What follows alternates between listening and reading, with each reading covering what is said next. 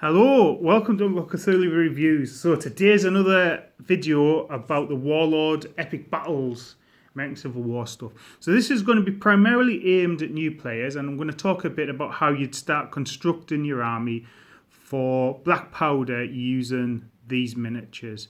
If you've seen some of my other videos on my channel, you'll know I play a whole host of different American Civil War rules, and I'm going to be doing another video later on next week about that as well.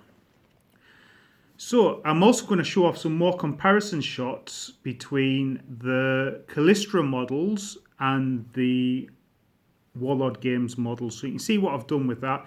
I've also constructed some units up into firing lines, etc. So you can see I've been busy painting. So I've got 5 regiments painted there. I've got another 2 on the paint station, which I'm going to show some of that off as well later. So let's take a look. If you've not seen the comparison shot before, this is Kallistra Command in front of our Warlord strip. So to the sides, you can see the Warlord guys slightly taller, but that might be something to do with the blue tack used on them as well.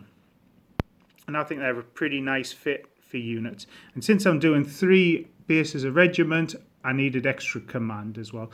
Luckily, I do have a Kallistra Union army already, so I can use some of that. I also had a couple of spare Kallistra command packs as well. I'm also going to order up some Confederate command packs and some other bits and bobs for the Confederates. Another thing I've done, I've mounted some Kallistra models into a firing line on a 60mm base. So let's show these off. Next to... So you see, it doesn't quite have the impact of the bigger ranked up units, but I still think it's looking pretty good. It doesn't help that they're on white bases at the moment. I haven't finished off the bases. But they're going to look quite interesting for doing something slightly different with it. And then if I compare it with my existing way of basing, my existing way of basing is actually on 20mm bases, as you can see. There's 3 of them there. So 3 of those, it's 20 by 20, so 3 of those equals a base. Now, the interesting thing is, even though I've used fewer models, there's 10 or 11 on these, and there's obviously 12 on those, these look a bit more busier and more interesting. So I am going to rebase my army to match the new Warlord system. So I think I'm going to get some really interesting charging and advancing Union regiments from the Kallistra models rather than the marching. I think the marching ones would use a lot of models to get similar sort of effect to the Warlord ones, to such a degree as I might as well just be using the Warlord miniatures for marching regiments. The other thing I've done is the artillery. So I have, that's a Kallistra gun. If I put it next to one of the Warlord guns, see the Warlord base, frustratingly enough, is actually about 42-43mm big. So it's quite hard to match using one of my modular movement trays from Games Workshop. But you can see the guns, the Warlord guns are obviously a wee bit chunkier than the Kallistra ones. The Warlord ones, as you can see, is mounted, slightly raised as well. So what I might end up doing is using some milliput to raise the Kallistra guns. I don't know if I showed it off before. That is our Warlord officer next to a Kallistra officer. I do like to mount all my commands in games on round bases, and probably might end up with that for brigade commands as well. I said earlier I was in the middle of painting some stuff, and this actually shows off my painting style. So at the moment this is how I paint. I did try and put both the bases on, and with the theory being you don't need as much work on the second base, but I couldn't get the brushing as much as I'd like, so I've gone to blue tack and 1 down. So these units here I'm going to use as the Virginia Military Institute. So this was the Officer Cadet School. They'd called up their units to face off in the Battle of Newmarket, so that's why they're going to be very uniformed Confederates rather than the ragtag Confederates I've got for the other forces. But again, that just shows off my painting. So I'll just go along, say, paint all the trousers light blue, paint all the guns. I'm in the middle of painting the webbing at the moment, black. Then I'll go do the faces, and then I'll use Agrax Earthshade to hide a multitude of sins. Okay, so this video is about constructing an army for black powder. So what I'm going to do is actually move the Union troops off the field. And even though I'm going to be using Union commanders, it's going to be the Confederate brigades I use. Okay, so the basic 2 ways to construct your forces for black powder. First one is using a points value. Now, not all the black powder supplements has a points value, but the black powder one does. And the points value is based around the regiment. Different games, for example, some of the Napoleonic lists, you could buy small or large units, but in black powder, you buy regiments and they're regular size. You can make them better or worse with upgrades, making them veteran or not, and you can also buy a weaker stamina unit or a stronger stamina unit. The weaker stamina ones represent more fragile formations, but your firepower and your hand-to-hand combat is the same. So that is your basic building block, and that's a regiment. Now in games, you have your army, and that is constructed in brigades. So you will need a brigade commander. The brigade commander will give orders to the regiments under his command. So you will start forming brigades out of multiple regiments. The brigade commander can give orders to the entire brigade to advance. So for example, Hood, you frame your commands in terms of orders of what you want the brigade to do. So that can be quite flavoursome as well. So for example, in this instance, Brigadier Hood orders your troops forward in line with Dunker's Church to reinforce the defenders there. I want them to take a position at this line, and then you'd roll your dice, and as long as you'd passed, they'd be able to do that. The other thing about brigades is you don't want your brigades to be too big, because your brigadier, if he needs to split up his brigade to start to do stuff, you start struggling with tactical flexibility. So the further regiments are from where he is, and it's 12 inches increment, obviously that'll change for this scale, then it gets harder to command them. So if you had like a mighty 8 regiment brigade and you left half in reserve and sent half forward, well, it might struggle then for the brigadier to bring up the reserves, because he might be forward inspiring his troops in the front line. Ideally, and I'm not sure if this is supported by the rules, I tend to play a lot of scenarios, is you don't want more than 5 units in a brigade. A brigade doesn't have to be comprised of infantry either. You can attach cavalry, but again, the stuff you want your cavalry doing, you might not want it brigaded with infantry, because cavalry will perform a completely different battlefield role to infantry, and cavalry will operate differently to the Napoleonic rules, but you might want to attach artillery. Like it says before, everything's got a points value. So for a regular unit, it works out about 35 points a unit. So I'll show you how this point system starts working as a rough point. So let's call the infantry 40 points a unit. So for this brigade here, which will be 3 regiments and an artillery battery, 40, 80, 120 points. Artillery is slightly cheaper than infantry, so let's say 30 points for ease of maths, so that's 150. Then we'd have to pay for the commander. Let's say the commander is 50 points. So to field this formation on the battlefield would cost you 200 points. With points, it gives you the ability to say, right, Stuart, you're going to come down my house next weekend. We're going to play a game, an American Civil War battle. If you bring 1,000 points, I bring 1,000 points. Whatever we put on the field should represent a fair battle, and the best general should win, with obviously the fates having their influence over the dice rolls there. It also gives you something to collect towards as well, knowing what you'd approximately need for a 1,000-point battle. So I worked it out at about 15 regiments. You know, obviously not the regiments aren't going to be 40 points like we've seen. 15 to 20 regiments, some artillery, some officers, maybe some cavalry. The other thing you'd need to buy for your army is an army commander. Now, the army commander doesn't give orders to individual regiments, what he would do is go and attach himself with a brigadier, and he would help a brigadier. Now in the book itself, the Glory Hallelujah supplement, there is 20 army lists. So there's one for every year of the war in the East and the West theatre and for Union and Confederacy. As the war progressed, you had different levels of veterancy, different weapons coming in board, different amounts and different ratios. So a Union army generally towards the end of the war will be better equipped than a Confederate army.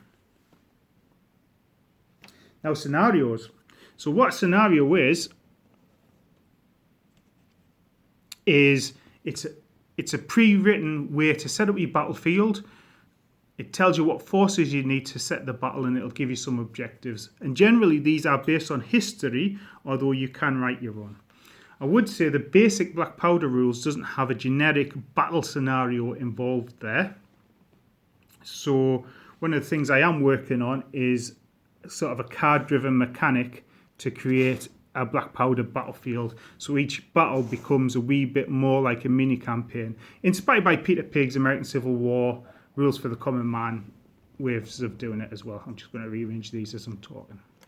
So scenario. So the other thing about scenarios is when you're looking at your unit formations, etc., you can start planning it and writing your own. So if you have an order of battle for, say, Stone Mountain, with the Antietam campaign, you can look and say, okay, this regiment had 300 men.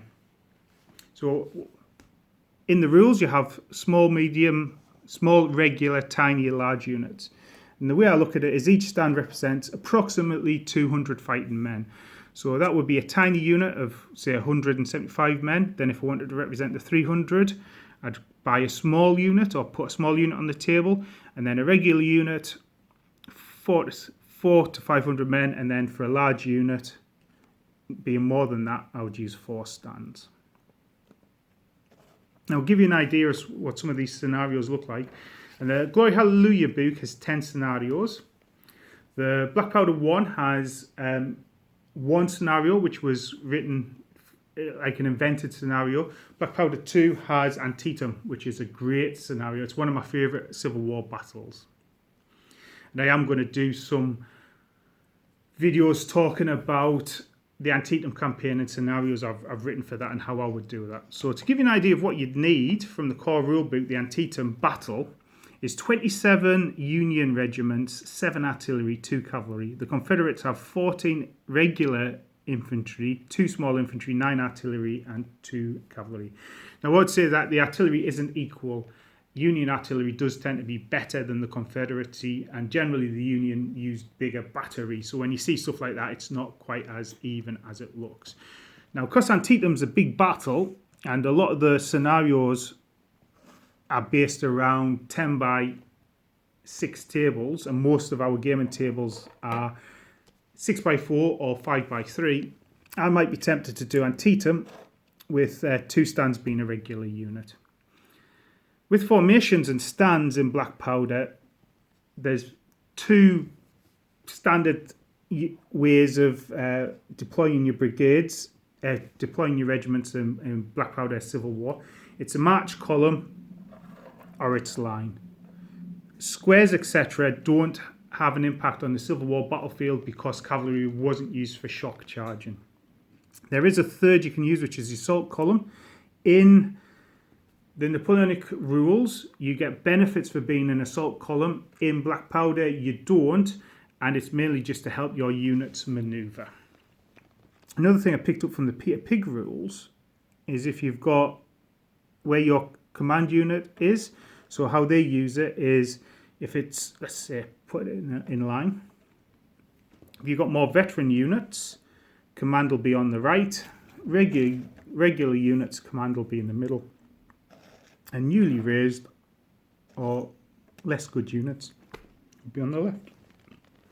It's a nice, easy way to look across a battlefield and know what units you're facing. Because if you were fighting that Antietam battle, and there's 27 units there, in the heat of battle, it gets quite hard sometimes to work out what's what.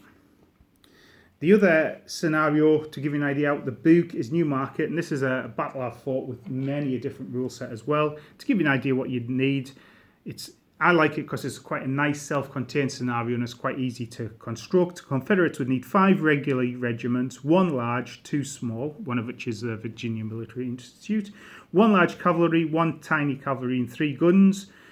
And the Union has 2 regular units, 1 small unit, 5 large units, 4 guns, 5 tiny, 1 small and 1 regular cavalry. So like I say, that'd be quite easy to do out the box with some extra cavalry added in there. And it's a really interesting battle. You saw it's 1864, so the Confederacy's on the back foot.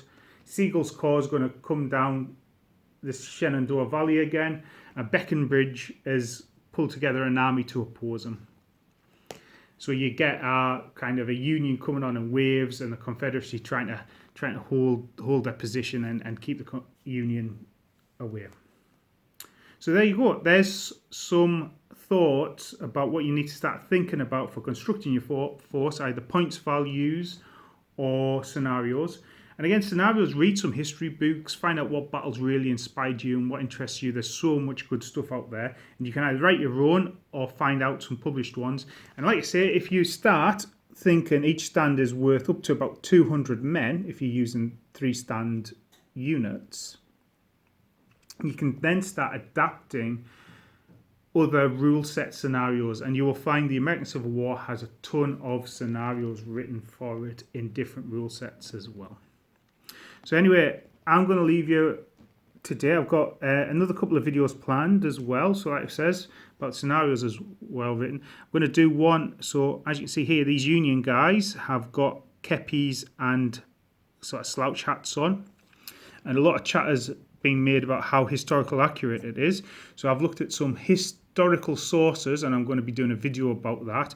I do have history degree level education, so I'll talk about that. And you've seen how I've been able to quite easily convert up those hats to kepis if you want kepis as well. So that is another video I have planned. And we'll also be doing a video this week which is talking about using these miniatures but for the rule sets. And I've just got in some bases which will help me do that and show some stuff off. So there you go. Hopefully that's been useful and that's been informative to you. Oh, the other set of videos I'm going to do is a set of black powder, how to play black powder aimed at beginners who might be picking up this box set and delving into black powder for the first time.